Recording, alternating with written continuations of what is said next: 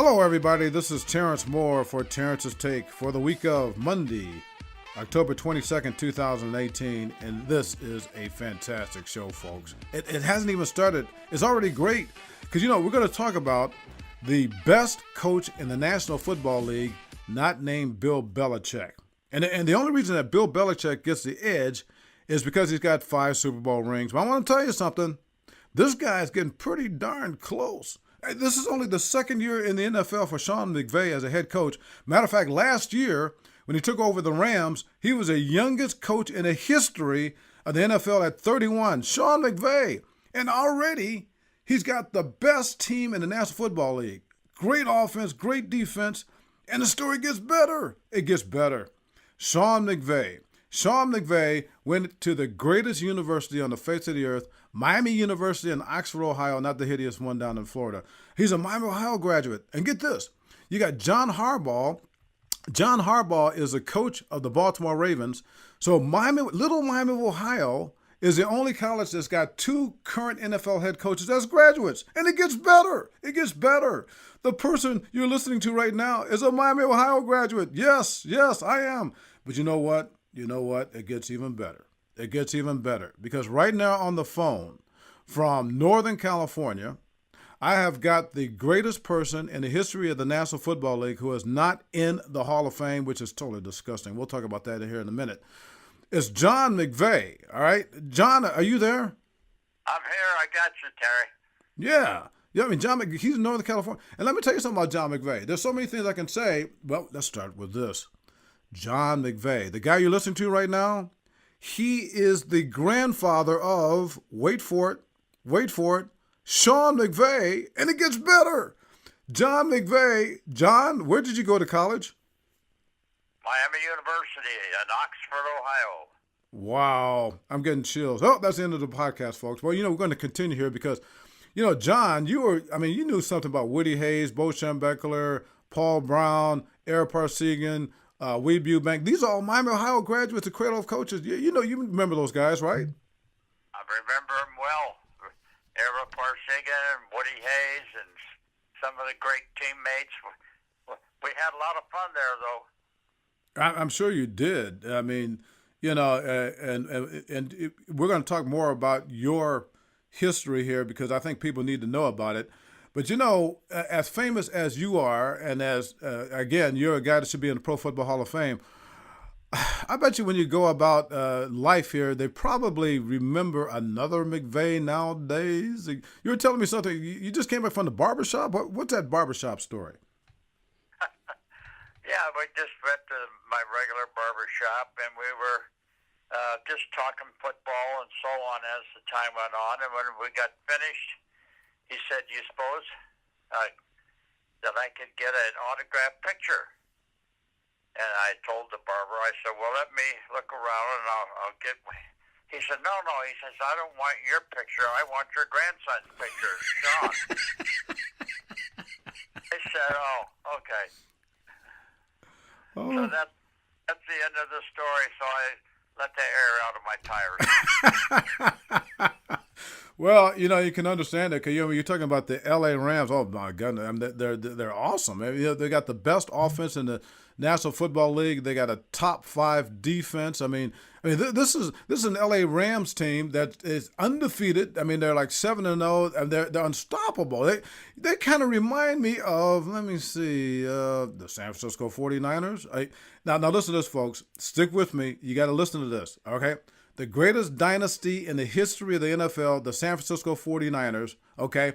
I was in San Francisco. I started working for the San Francisco Examiner in 1980, so I'm taking responsibility because as soon as I came to San Francisco, they went from awful to great because 20 years. Now listen to this. 20 years, they had 2 different quarterbacks, Joe Montana, Steve Young, both in Hall of Fame. They had 3 different head coaches. Bill Walsh, you probably heard of Bill Walsh, George Seifert, Steve Mariucci. They had countless offensive line combinations. They had countless defensive backs. They had countless other players. That was during the period in those 20 years from 1980 through the 1999 season, 2000. That was a period when the NFL was going through changing from the salary, from nothing to the salary cap through free agency. all those changes. But you know what? There was one guy that was there throughout the entire time. He's on the phone right now. Sean McVay was the general manager. He was a guru. He was the king of that franchise. But nobody talks about that. Not the way they should. John, I know you're a very modest person. But I got to ask you anyway. How does it make you feel that you really don't get the recognition that you deserve after all of that? Well, I'm just happy to be here with Bill and George and Mariucci. We had a lot of fun. We had a fantastic owner and Eddie DeBartolo, and we had a bunch of good players and a great coaches, a great owner. So we won some games, and it was such an honor and a thrill to be with the 49ers. Well, the thing I remember most about that time period, being a reporter during that period, and I've always was appreciative of how you treated me during that period, certainly with the Miami connection, but a few egos in that franchise. But you were very good at balancing Bill Walsh against an Eddie D, against a Ronnie Lott. I mean, how did you pull that off? Prayer, study, and sacrifice. You did it very well.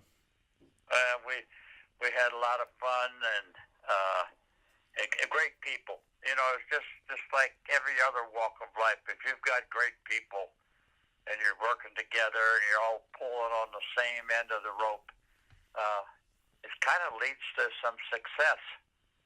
Yeah, no doubt about that. And I am sure that everything you just said, you have told that to your grandson a time or two. How often do you guys talk, and when is the last time you guys talked, you and Sean McVay, the head coach of the Los Angeles Rams, the best team in the National Football League? Well, I'm so proud of him. It's hard to put it into words. And in fact, his dad and mom were here the night before the game against the 49ers, and we all went down to L.A. to watch the game with the Rams and the Niners, and we had a lot of fun and got to see and talk with Sean. I used to call him a kid, but he's not a kid anymore. He's full grown, and he's really got a good team, and he's in an ideal spot where the general manager and the owner are pushing everything in the right direction. Yeah, and we want to talk more about Sean here in a minute, but I have to mention to the folks listening that you mentioned Sean's father, Tim McVay. Tim McVay, I got some familiarity with him. One of the entities I work for here in Atlanta, Channel 2, the top ABC affiliate in the country, the general manager for years was Tim McVay, the father of Sean McVay. Sean McVay grew up here in Atlanta, Georgia. And Tim, boy, I'll tell you, we cry every day that he retired last year. That was just a heartbreaker. And then the only bad thing about Tim, he went to Indiana, as opposed to one of your other sons, Sean McVay.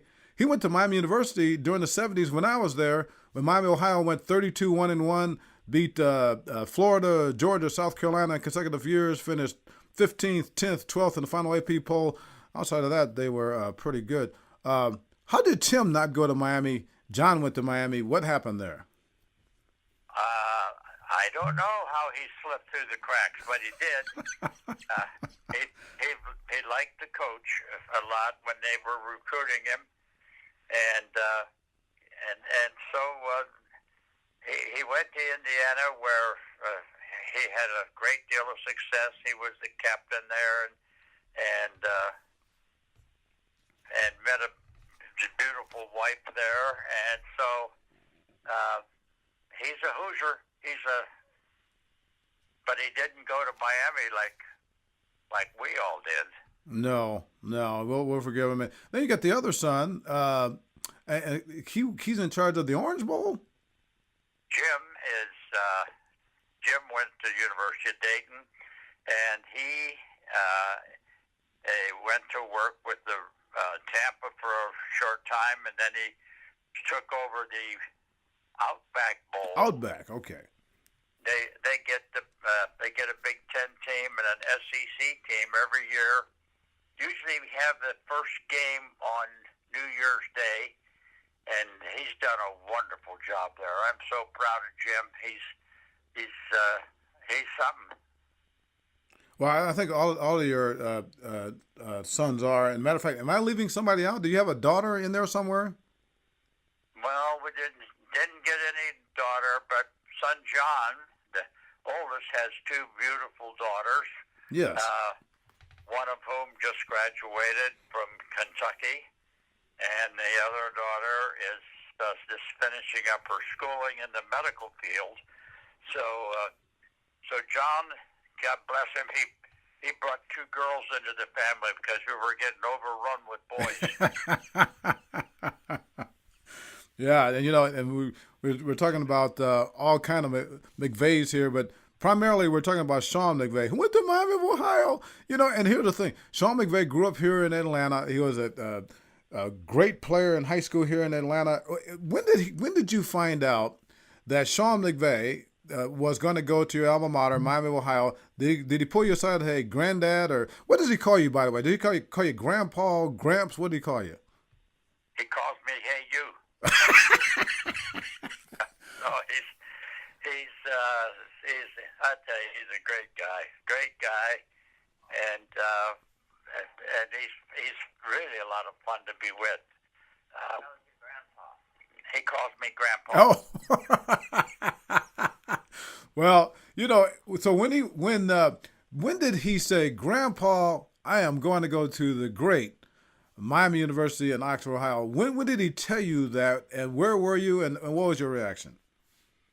I don't recall exactly what it was because he was very, very heavily recruited, and he went to Miami and had a great career there, and so I'm just waiting and hoping that he'll be tapped to go into the Miami Hall of Fame, along with some other greats like Era and Woody. Yeah, well, that's going to happen, and I'm way, way ahead of you on that one, John, because, I've got a little pull at Miami University. I'm on the alumni board. I just checked into this. Now, for the people who don't know out there, let me just tell you folks, you need to Google Miami University statues, all right? Trust me, I've been around a little bit, all right? 40 years as a professional sports writer. I've seen a lot of things. I've seen a lot of statues. The statues at Miami University are awesome. They've got statues of all these great Miami Cradle coaches guys. You got Eric Parsegan, you got Weeb Eubank, you got Paul Dito, you got Earl Blake, you got John Pont. I'm going to leave somebody out. But they got all these statues, okay? John Harbaugh, they got a statue of him. And the criteria is essentially, these are all guys who either won a Super Bowl or a national championship or were named Coach of the Year. And you know what? Sean McVay was the Coach of the Year last year in the National Football League. I mean, this is a guy who took over the Rams. Now you got to pay attention to this, people. He was 31. The National Football League's been around since 1920. There's never been anybody that young. He takes over the Rams, who are bad. The Rams had not had a winning season in 14 years. They had not been in the playoffs in 13 years. This guy, Sean McVay from Miami, Ohio, he takes them to 11-5 last year to the playoffs. Okay, he should be in the Miami Hall of Fame. But I'll tell you what, John. Here's what I found out. I found out that in addition to winning Coach of the Year, that there's some other criteria that he's got to satisfy, mainly length of service, head coach. But I got a feeling, that they might kind of like push him in there, and that statue could be coming up pretty soon. Great. Well, I guess what a lot of fans didn't realize is that before he was selected as the head coach of the Rams, was that he had already had 10 years of NFL experience as an assistant coach. So he had the more experience than a normal 31-year-old would have, but he skipped right into the pros. He didn't go and coach in high school and college like the rest of us. Yeah, matter of fact, as you're talking, I'm jotting this down because I'm making a note to myself. Matter of fact, I'll be at Miami next week for alumni board meeting, so I'm writing down here, okay, what you just said, and I'm going to go see President Greg Crawford, and I'm going to see the athletic director David Saylor, and I'm going to tell them about that because he's got the years of experience that's needed. We might get that statue up by the end of the year. Well, it would be very becoming for Sean and very deserving, but he's something else. I can just see him work and interact with his team and his coaches. He does well. Yeah, I'm curious about this. Now, again, you've been around football for all your life, in addition to what I just mentioned about being the guru of the San Francisco 49ers for 20 years. I mean, you had a successful high school coaching career. I mean, you're an assistant coach at Michigan State. I guess Duffy Daugherty probably was the coach back then, right? Yeah, Duffy was the coach, and what a wonderful guy Duffy Daugherty is. Yeah, so I mean, you get that. You're an excellent coach at Dayton. You coach in the World Football League, the New York Giants. So you know talent, obviously. When was the first indication to you that your grandson Sean McVay had the inclination to do what he's doing right now, to become this great coach? You kind of turn back the pages of time. We'd be on the road and play in Atlanta, I can remember, and you go to the hotel with the team, and then everybody gets on the bus and goes to practice and then comes back. But who was on the bus with the 49er team and with Jesse Sapolo was Sean McVay when he was just a little 9 or 10-year-old kid was on the 49er team bus. Wow. Yeah, did he ever talk to you or the coaches or the players back then about strategy? Was there anything like that going on? But I wouldn't attempt to talk to him about strategy because the game has changed so tremendously since my last actual involvement in the coaching side, and he is way ahead of what's going on in developing his offense because he's worked with some pretty with both of the Grudens who are NFL coaches, and so he's had some wonderful experience, and he's put it to use, and he's tweaked it a little bit here and there, and they're an exciting team. Yeah, the other thing too that's very apparent about him, he obviously is a guy who's good at selecting talent. As far as our coaching staff. I mean, for him to have the number one team in the NFL right now in total offense, and I just looked this up here as we were talking. There's only like 3 teams that have allowed fewer points per game than the Rams. Baltimore, Dallas, Tennessee. I mean, so that means that it's not only him. He knows how to select the people around him. He does. He knows how to select the people around him. And the important thing is if you're going to have success, you need to have a willing owner. You've got to have a good general manager and the ability to make decisions as far as personnel and so are concerned. And he has all those things there with the Rams. So all the pieces kind of fit together. Yeah, they really do. And the other thing, too, is you always hear about his people skills. I mean, he seems to be very good at, you always walk in this fine line in life, I know, with anything. You want to be close enough to people where they trust you, but not close enough where you think you're buddies with them, particularly when you're in a coaching situation. How is he able to make those relationships work along those lines where he's beloved by the players, but they still know who's in charge? Well, let's say this. Sean has a daddy named Tim who has been in the business in news and media, and he has up a lot of his father's charm and knowledge as he talks to people. And he's very engaging in the things that he learned from his daddy, Timothy. Well, I having worked with your son Tim, I can attest to everything you just said. And the other thing too that has to be said or asked about Sean, and not only Sean, but and you and I have talked about this before through the years. And I've asked this question of Eric Parsegian, who I was very close to, and I remember one time I talked to Weeb Eubank about this.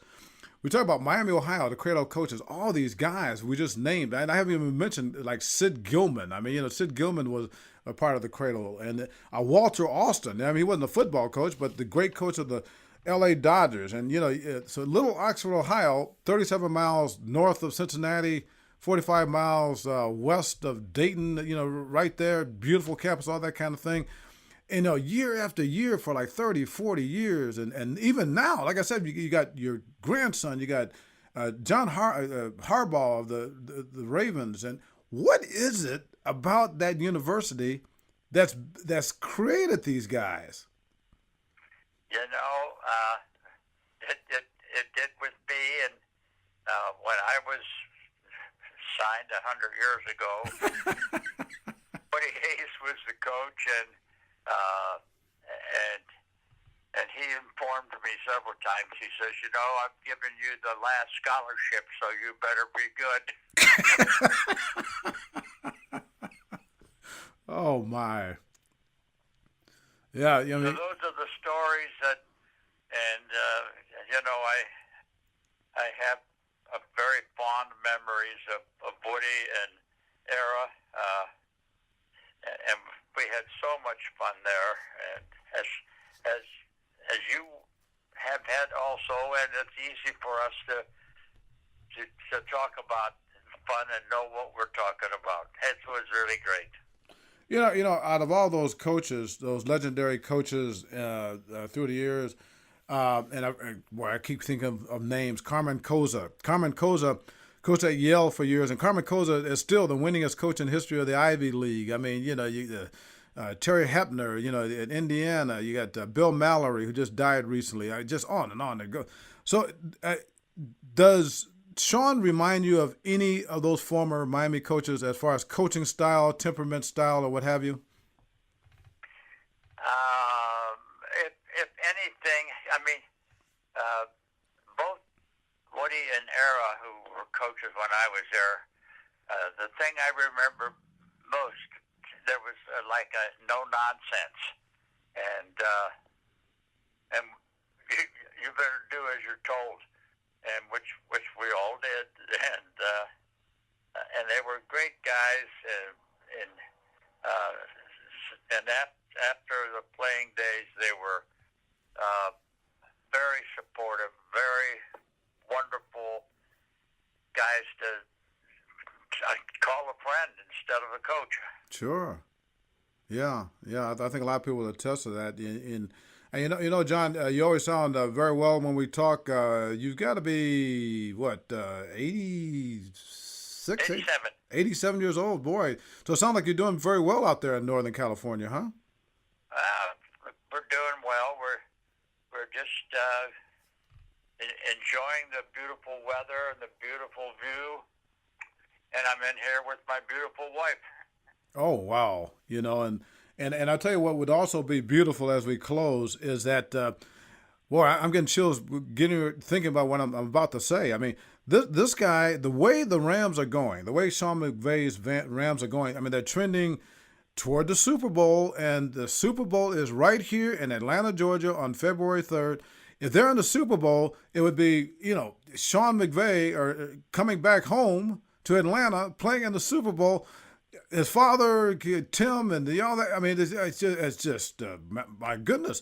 Are you looking? You think that's going to happen? You can project these things. Will the L.A. Rams, your grandson's team, be in the Super Bowl this year?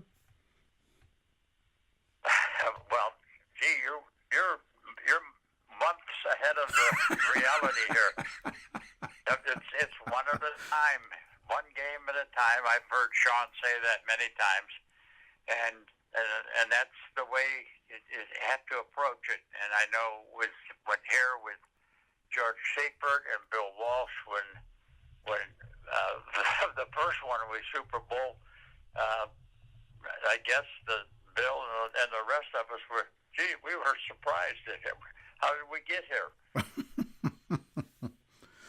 Yeah, and you guys were surprised a lot since you went to 5 Super Bowls. That's a lot of time to be surprised.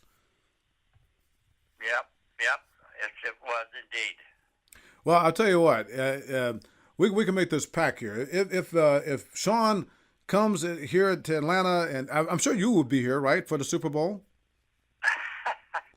Don't put that ring around their neck. Just let them play one at a time. Well, if they are here and let's say they come here, they win the Super Bowl, then what we'll do is you, me, Sean, your son John, we'll even let your other sons who didn't go to Miami, Ohio, we'll all gather at the 50-yard line and we'll all sing the Miami alma mater and the love and honor to Miami, our college old and grand, and as a celebration. Can we do that? Love and honor to Miami. Yay. Yes, sir. Yes, sir. And I'll tell you, this has been a great time talking to the McVays, okay? All the McVays are great out there. Sean McVay, Tim McVay, John McVay, both Johns, all the way right down the line. And hopefully next week, our telecast or our broadcast or our podcast, whatever it is we're doing here, will be as great as it was this week. I will see you next week.